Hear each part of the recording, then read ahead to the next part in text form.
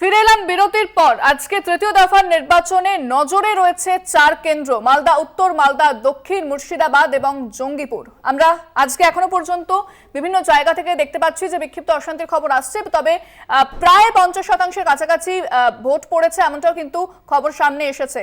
আলোচনায় ফিরছি। প্রথমেই আমি যাব সুদীপ দার কাছে। সুদীপ দা, কি মনে হচ্ছে এবারে যে এখনো পর্যন্ত 50% ভোট পড়েছে, কতটা সন্তুষ্ট? এবং মালদা উত্তর, মালদা দক্ষিণ, তৃণমূল যে খুব ভালো জায়গায় আছে সেটা কি বলবেন? দেখুন, আমরা যে ভোট শতাংশের হার দেখতে পাচ্ছি সেটা এই সময়ের নিরিখে আশাপ্রদ, কিন্তু প্রথম দুটো বেলা 11টা পর্যন্ত যা ভোট পড়েছিল সেটা নিয়ে আমরা কমিশনকে একটা চিঠি দিয়েছিলাম যে ভোটের পার্সেন্টেজটা কম আছে। আজকে যে 4টে জায়গায় নির্বাচন হচ্ছে, মালদা উত্তর, মালদা দক্ষিণ, মুর্শিদাবাদ এবং আরও একটি জায়গায় জঙ্গিপুর, এই 4টেতেই দেখুন আমাদের মূল যে রাজনৈতিক দলটির সঙ্গে লড়াই, এই 4টেতেই কিন্তু এই দলটির অস্তিত্ব নেই আজকের সময় দাঁড়িয়ে। এখানে আমাদের বিজেপির বন্ধু হিসেবে যারা সহযোগিতা করছে সেটা কংগ্রেস এবং কিন্তু মালদা উত্তরে তো বিজেপির ভালো ফলাফল ভালো ফলাফল ছিল। 2014 সালে বিজেপি, 2019 সালে বিজেপি যা করেছে, এই 10 বছর পরে 2024 সালে মানুষ যখন আজকে ভোট দিতে যাচ্ছে, বিজেপি বুঝতে পারছে যে কোথাও গিয়ে তাদের জন্য মানুষ দরজাটা বন্ধ করে দিয়েছে। তার সেই জন্যই আজকে বিজেপি প্রার্থীকে বলতে হচ্ছে যে শীতলকুচির আদলে সিআরপিএফকে ব্যবস্থা নিতে হবে। অর্থাৎ 2021 সালে শীতলকুচিতে যেভাবে 6 জনের প্রাণ গেছিল, একই রকমভাবে সিআরপিএফের বন্দুক দেখিয়ে, মানুষকে ভয় দেখিয়ে ঘরে ঢুকিয়ে দেওয়ার যে চেষ্টাটা বিজেপি করছে, সেটা থেকে তারা ব্যর্থ হবে। কিন্তু বিজেপির সেখানে প্রার্থী দেখুন খগেন মুর্মু, যিনি জিতেছিলেন, তাহলে তৃণমূলের প্রার্থী তিনি কিন্তু বলা যেতে পারে আইপিএস, কিন্তু রাজনৈতিকভাবে কিন্তু ততটা ক্যাপেবল নন। সে বিষয়ে কি বলবেন? খগেন মুর্মু বিগত যে 5 বছরে ওই এলাকার মানুষের 100 দিনের কাজের টাকা নিয়ে কেন্দ্রের পার্লামেন্টে দাঁড়িয়ে কতবার প্রশ্ন তুলেছেন, আবাস যোজনা নিয়ে কতবার প্রশ্ন তুলেছেন, বাংলার প্রাপ্য টাকা নিয়ে কতবার প্রশ্ন তুলেছেন, বা মালদা উত্তরের মানুষের জন্য কোন প্রকল্পটা তিনি নিয়ে এসছেন কেন্দ্র থেকে, সেটা তো তাকে বলতে হবে। সুতরাং একদিকে বিজেপিকে মানুষ ভোট দিয়েছিল ভরসা করে, 18টা আসনে বাংলা থেকে জিতেছিল তারা, সেই 18টা আসনের মানুষ জিতিয়েছিল, সেই মর্যাদা তারা রাখতে পারেনি। বরং আমরা শুনেছি বাংলার নেতাদের যে বাংলার টাকা আটকে দেওয়া হবে, 100 দিনের কাজের টাকা দেওয়া হবে না। অর্থাৎ এই ভোটটা বঞ্চনার বিরুদ্ধে ভোট, এই ভোটটা বিজেপিকে প্রতিরোধ করবার জন্য ভোট। এবং তার পাশাপাশি আপনি যদি মুর্শিদাবাদের দিকে দেখেন, সেখানে কোথাও একটা মেরুকরণের রাজনীতি, সেই মেরুকরণের রাজনীতির বিরুদ্ধেও কিন্তু এই ভোট। আমি এই বিষয়টা নিয়ে আসবো মণিকাঞ্চনদার কাছে, যে বিজেপিকে, সুদীপদা যেটা বললেন যে বিজেপিকে যে ভরসাটা রেখে মানুষ ভোট দিয়েছিল, সেই ভরসাটাকে তাহলে বিজেপি হারাচ্ছে, কারণ সেখানে কিন্তু একাধিক অভিযোগ সামনে এসেছে বিজেপির প্রার্থীর বিরুদ্ধে, এবং যেটা প্রচার সেটা কি মানুষের সামনে তারা তুলে ধরতে পেরেছে? দেখুন, প্রথমত ভোট হিসাবে যদি প্রশ্ন হয়, আমি খুবই খুশি, কারণ আমরা দীর্ঘ স্বাধীনতার পর থেকে যতগুলো ভোট, বা আমার জীবদ্দশায় যতগুলো ভোট আমরা দেখেছি, বিশেষ করে মুর্শিদাবাদের ডোমকল অঞ্চল, সেখানে খুন খারাপি লেগেই থাকে। একদিনে 24 জন 25 জন খুন হওয়ারও ঘটনা আমরা ইলেকশনের সময় দেখেছি। কিন্তু আজকে এই 4টি যে লোকসভায় যে ভোট হচ্ছে, এখানে কারো প্রাণহানি হয়নি। আমি অন্তত একজন বাঙালি হিসাবে গর্বিত যে আমরা একটা ইলেকশন এখন পর্যন্ত দিতে পেরেছি যেখানে এই 3টে ফেজে একজনও মারা যায়নি। এটা খুবই ভালো। ইলেকশন কমিশনকে আমার তরফ থেকে ধন্যবাদ। এরমভাবে নির্বাচন করানো, ভোটে জিতুক হারুক যা হোক, যেই দলই জিতুক, কোনো কোল যেন খালি না হয়, কারো মাথার সিঁদুর যেন মুছে যেতে না হয়, এটা আমার কাছে খুবই প্রাপ্তির। আর যেটা বিষয় হলো যে ভারতীয় জনতা পার্টি আছে কি নেই, সে তো ইলেকশন দেখেই বলে যাবে। আগের দুটো ফেজেও আপনারা দেখুন এই রেটেই ভোট পার্সেন্টেজ আছে, এখন পর্যন্ত তাই আছে।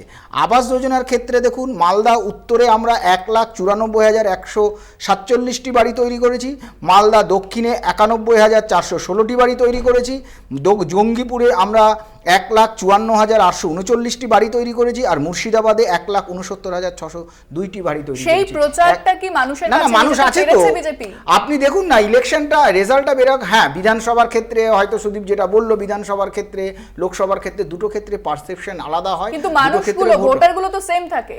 ভোটারগুলো আর এটা আমরা দেখেছি তো, আমরা এর আগেও তো দেখেছি, এই লোকগুলোই তো লোকসভায় ভোট দিয়েছিল 2014 থেকে 2019-এ আমরা কোথায় ছিলাম আর কোথায় এসেছি।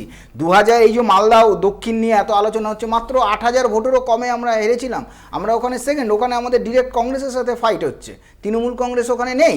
তো তৃণমূল কংগ্রেস এখানে নেই। সুদীপ দা, আরেকটা লাইন এক করে আমি সুদীপই বলবে। আরেকটা বিষয় যে ধর্মীয় মেরুকরণ, কিছুদিন আগে সুদীপের টার্ম, এবারে সুদীপ বলবে যে তোমাদের এমএলএ যেভাবে ভাষণ দিয়েছে যে 30% 70%, আমরা এখানে 70% আছি, ভাগীরথী নদীতে কেটে ভাসিয়ে দেবো, তার উত্তরটা সুদীপ যেন দিয়ে দেয় ধর্মীয় মেরুকরণ কারা করছে। না, আমি প্রথমে বলি তৃণমূল আছে কি নেই একই কথা।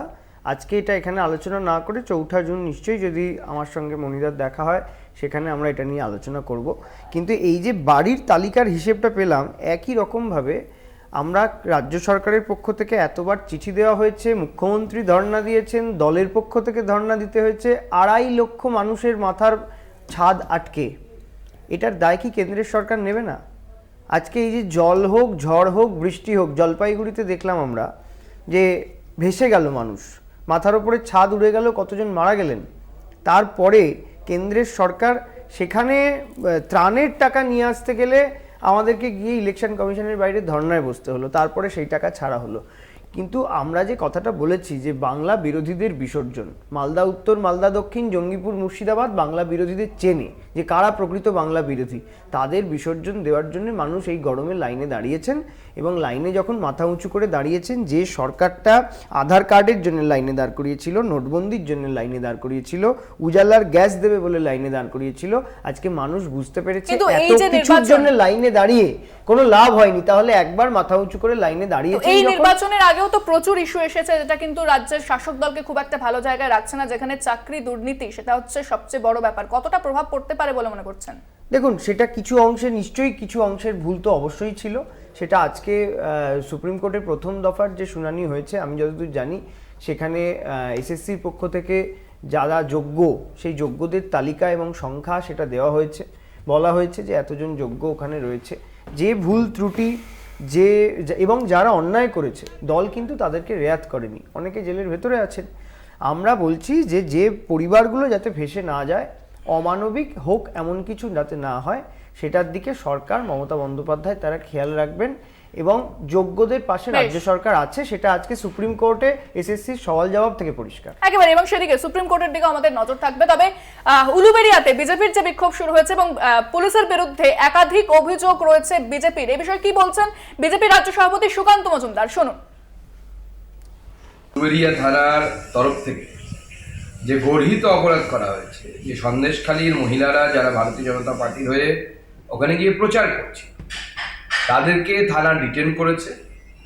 সেই মহিলাদেরকে, যাদেরকে মাননীয় প্রধানমন্ত্রী শক্তি স্বরূপা বলেছে। আজকে এই গণতান্ত্রিক পরিবেশ নিয়ে বড় বড় কথা তৃণমূল কংগ্রেস বলে। এই গণতন্ত্রের এই এত বড় উৎসব লোকসভা ভোট, মহিলারা গিয়ে কি প্রচার করতে পারে না অন্য জায়গায়? আপনি ভোটের 48 ঘন্টা আগে তাদেরকে সরিয়ে ওখান থেকে চলে যেতে বলতে পারেন, কিন্তু ভোট এখনো বহুদিন বাকি। আর আপনি আইসি যিনি এই কাজ করেছেন, তিনি গর্হিত অপরাধ করেছেন। এবং শুধু তাই নয়, এর আগে বেলডাঙ্গা থানার আইসি সাসপেন্ড হয়েছে, অন্য জায়গার আইসিরা অনেক জায়গায় তাদেরকে ট্রান্সফার করা হয়েছে। এই আইসির উপরেও আমরা পুরো নজর রাখছি। এবং এই সন্দেশখালীর মহিলাদের এত ভয় কেন? সন্দেশখালীর মহিলারা যদি সত্যি কথাটা বলে দেয়, সেই জন্য কি ভয়? সুদীপ্তা, শুনলেন তো সুকান্ত মজুমদার কি বলেছেন, কি বলবেন এই বিষয়ে? দেখুন, কি হয়েছে না হয়েছে পুরো বিষয়টা দেখতে হবে।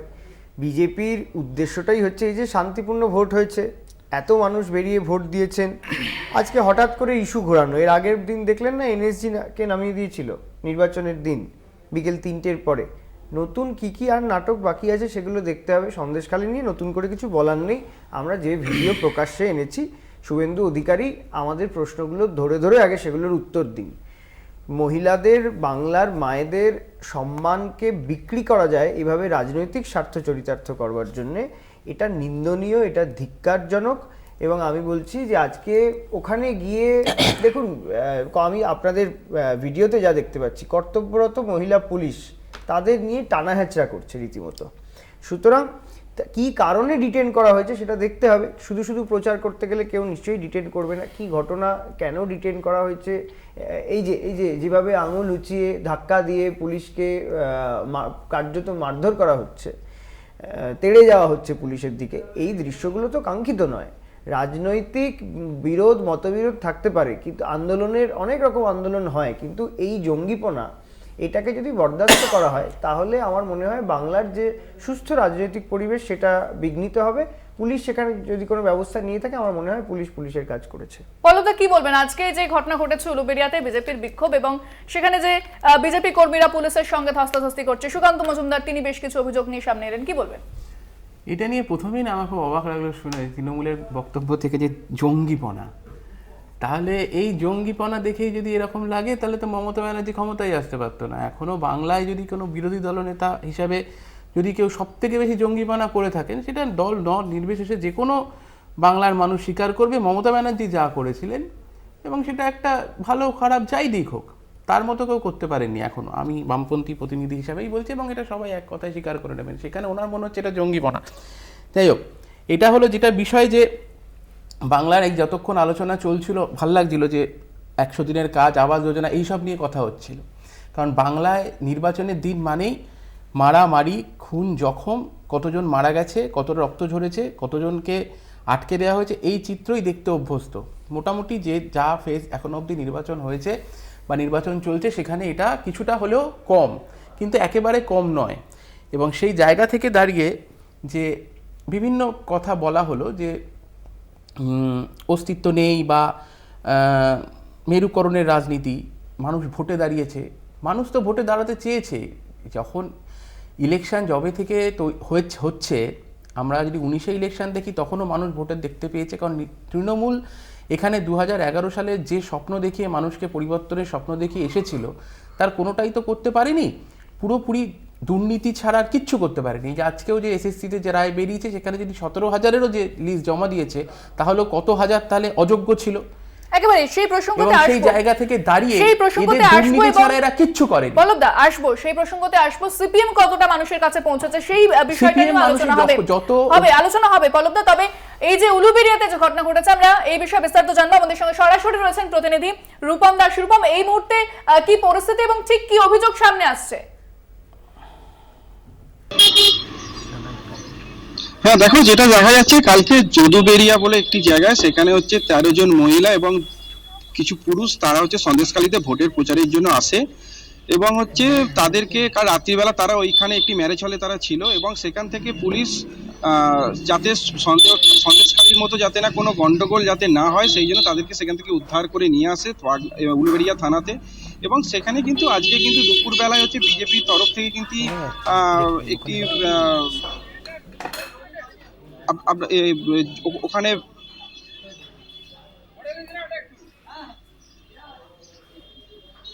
হ্যাঁ, যেমনটা বলছিলে রূপম,